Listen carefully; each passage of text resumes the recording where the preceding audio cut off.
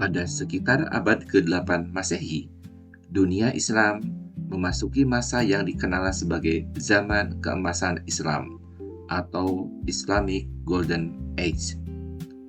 Pada masa inilah berbagai ilmu pengetahuan berkembang dengan sangat pesat, mulai dari astronomi, kedokteran, fisika, kimia, hingga matematika.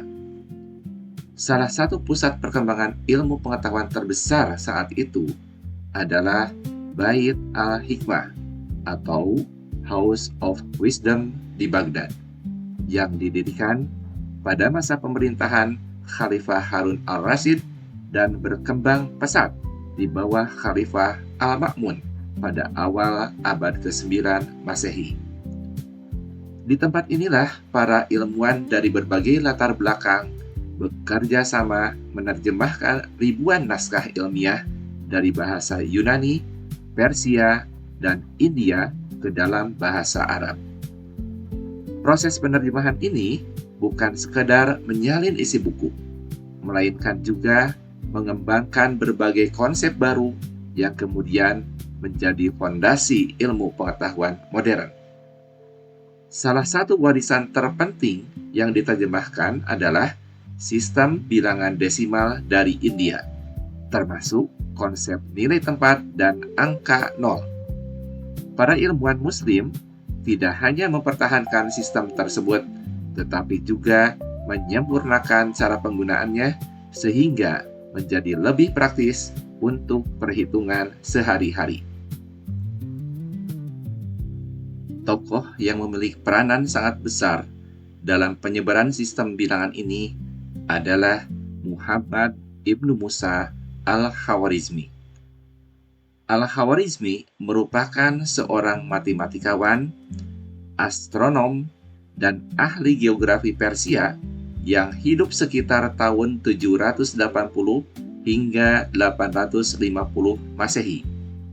Ia bekerja di Bait al-Hikmah di Baghdad dan menghasilkan berbagai karya ilmiah yang memberikan pengaruh luar biasa terhadap perkembangan matematika dunia.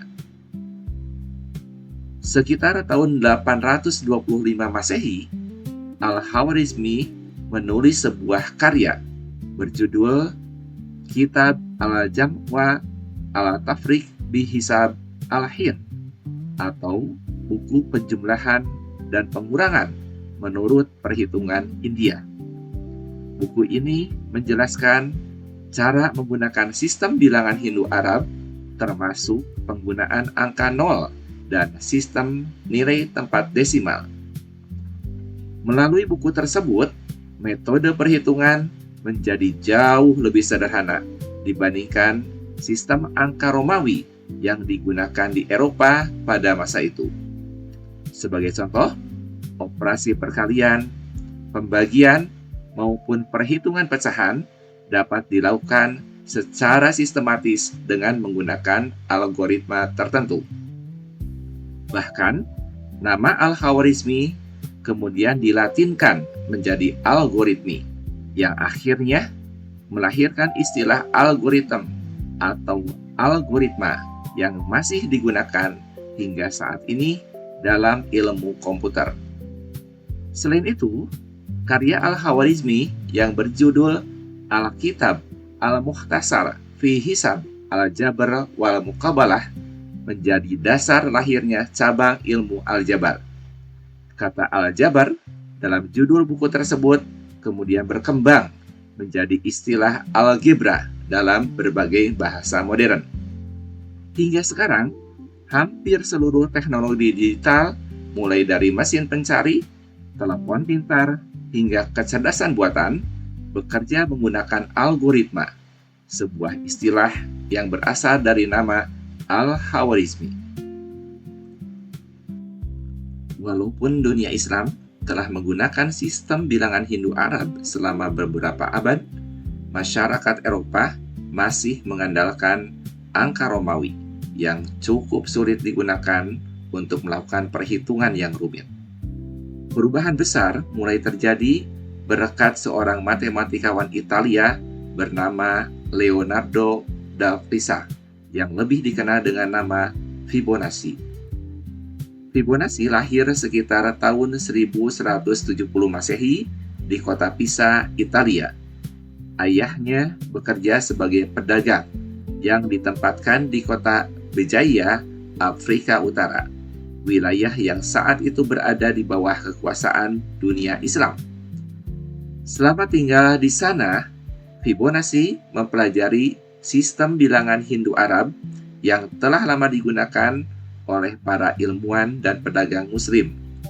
Ia segera menyadari bahwa sistem ini jauh lebih efisien dibandingkan angka Romawi.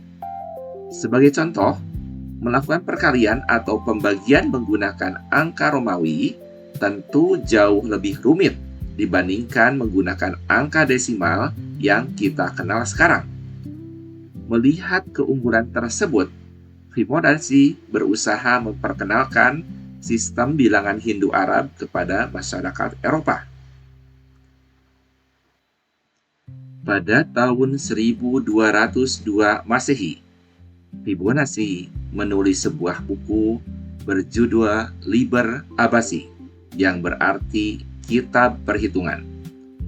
Buku ini menjelaskan secara rinci cara menggunakan angka Hindu-Arab dalam berbagai aktivitas sehari-hari, seperti perdagangan, konversi mata uang, penghitungan keuntungan, bunga, pajak, hingga pembukuan. Bagi para pedagang, sistem baru ini memberikan keuntungan yang sangat besar. Perhitungan yang sebelumnya membutuhkan waktu lama, kini dapat dilakukan jauh lebih cepat dan dengan resiko kesalahan yang lebih kecil. Lambat laun, para bankir, pedagang, ilmuwan, dan akademisi di berbagai wilayah Eropa mulai meninggalkan angka Romawi dan beralih menggunakan sistem bilangan Hindu-Arab. Perubahan tersebut menjadi salah satu tonggak penting dalam perkembangan ilmu pengetahuan, ekonomi, dan teknologi di dunia barat. Tanpa penyebaran sistem bilangan ini, perkembangan matematika modern, ilmu fisika, teknik, hingga komputer kemungkinan tidak akan berlangsung secepat yang kita kenal saat ini. Perjalanan angka yang kita gunakan setiap hari ternyata sangat panjang. Dimulai dari India yang memperkenalkan sistem nilai tempat dan angka nol, kemudian disempurnakan oleh para ilmuwan Muslim seperti Al-Khwarizmi sebelum akhirnya diperkenalkan ke Eropa melalui karya Fibonacci. Kolaborasi lintas peradaban inilah yang membuktikan bahwa kemajuan ilmu pengetahuan merupakan hasil kerja bersama berbagai bangsa selama ribuan tahun. Setiap kali kita menuliskan angka 0 hingga 9, sebenarnya kita sedang menggunakan salah satu penemuan paling berpengaruh dalam sejarah umat manusia.